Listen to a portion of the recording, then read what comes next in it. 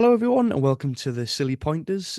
Myself, Paddy, and Peter, we're back to chat a lot more about cricket. We're recording on the back of England's Test series in Pakistan coming to an end. Fair to say, it was a bit of a disastrous end for England. It started well and petered off. And speaking of Peters, that was terrible. Um, Peter, what did you make of it? Because we were chatting before we started recording, and you mentioned that it was very reminiscent to the India series, which obviously finished earlier this year. Yeah, it was. Yeah, the fact that we took a good victory in the first test, um, big hundreds from a top four batter, and then kind of a bit of a falling apart in actually both of the tests. Really, I think they were eerily similar in a sense that in India we were in every game. We spoke about it quite a lot actually in our previous podcast, how we felt that England were always in the game at some point and then almost had a moment where they let India back in or they gave it away themselves. And I think that was quite eerily similar for the Pakistan series this time around, is that in the second and the third test in both situations, there were moments where England were well on top, and then they gave it away or they let Pakistan back into the test. So it was, considering that we won the last series 3-0, and considering that Pakistan were on a 10 match, correct me if I'm wrong, 10 match losing streak before we played them, maybe 11 if you include the first test of this series. Um, it's disappointing to come away. Is it disappointing to come away from the subcontinent 2-1 down in the series? I think I think it's probably all about the context, to be honest, because the way we did go 1-0 up, and then the second test, obviously, there was a lot said about that because it was also in Multan. It was on it was on the same pitch, which Ah, yes, we've got a lot of that to discuss. yeah, well, and I think if you drill down into it, there's kind of pros and cons from the context what comes out with this series. But I mean, the black and white of it is England went 1-0 up, absolutely dominated. We scored huge total in the first match, and then we didn't back it up, and it's so rare for this England team to not do that.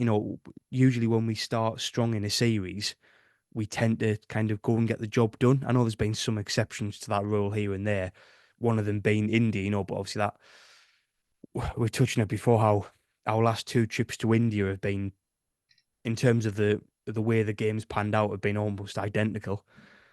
But yeah, I don't think, to be honest, we as fans will probably overanalyze it, maybe even a bit more than the England team, because a lot gets said of how they don't really tend to dwell too much on defeats. Mm. I think it's kind of because we know that they're not going to change their approach because why would they? They've lost by bigger margins before now, and they've just gone, yeah, okay, we're not going to change because we've won playing this style of cricket. So I guess is at this point it's still a kind of glass half full approach to things, and it does tend to work. It's not like we've gone on like a really long losing streak.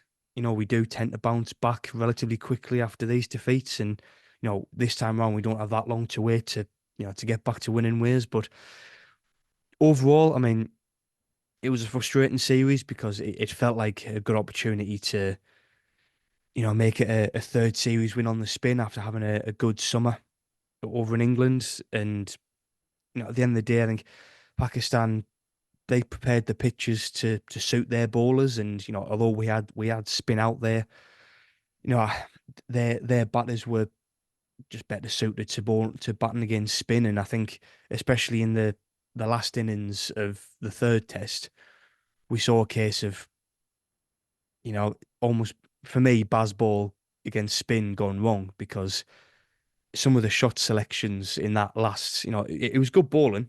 It was good, it was fantastic bowling at times, but some of the shot selection was just absolutely horrendous. And you're kind of thinking, I think we did let Pakistan get a bit too far ahead.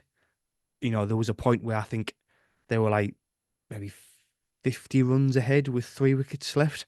You're thinking, yeah, we'll be able to, we'll be able to bring these back down a bit, and we didn't do that.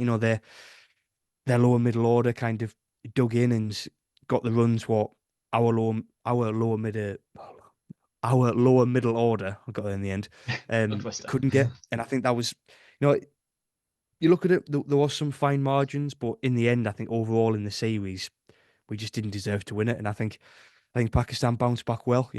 A lot was made about them coming from behind. It has been a long time since they've won. I think won a series at home as well. So obviously it was a huge occasion for Pakistan, and yeah, they were up for the occasion more than England really. And just got to guess bounce back. It's a bit of a cliche, but yeah, there's not going to be any sort of over analysis because this England team, they don't do that anymore. We know that by now.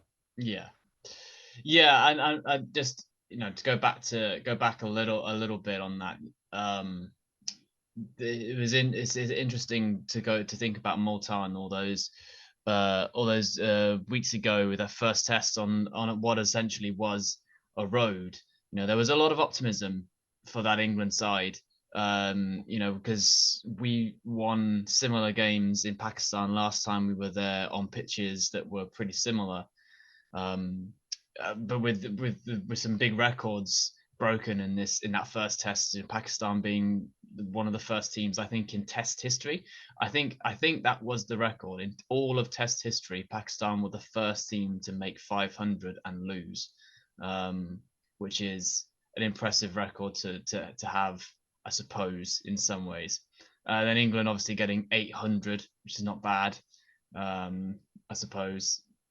Brook getting 317, Root getting his 262, getting past Alistair Cook's record. There was a massive amount to be optimistic about, and Leach was bowling well, and it looked like all things were looking good for England. But fair play to Pakistan. They really responded well to going to defeat in that first test. As we've mentioned, they were on a pretty bad run, and England had looked like they were going to come and do the same thing again as what they did last time. I do think it's quite a controversial decision to play on the same pitch twice in a test match situation, with just a few days between. I don't know what that says about the ground conditions in Multan and whether that pitch in the first test was good enough. I think the fact that there was a decentish result, and perhaps a more natural uh, degradation of the pitch in the second test, but the first test essentially stayed the same. I don't know whether that pitch was good enough for Test cricket, and that's kind of a little bit got overshadowed if you can use it twice within a few days and get two completely different results almost. A record breaking pitch in the first one, and then spinning almost from day one, day two in the second test. But just thinking about the second test, England had their moments again, and 366 is not a massive score in in Pakistan's first innings. I think there was Cameron Gullam got 100 and basically didn't face any pace whatsoever. So that was a bit of an opportunity to let him get away there, but no one else really contributing apart from him and Saim Ayub at the top.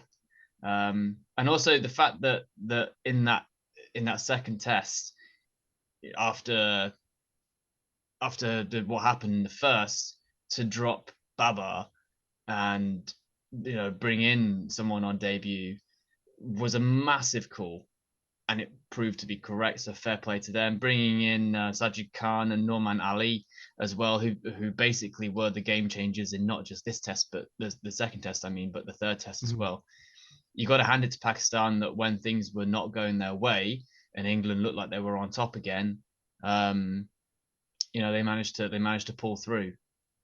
What do you think of England in the second test, in the sense that they had Pakistan in a semi decent position. Ben Duckett got 100, but you know, England. I think England were at one point. Let me just have a look. They were 211 for three, Hmm. and then they were 291 all out in that first innings of the second test.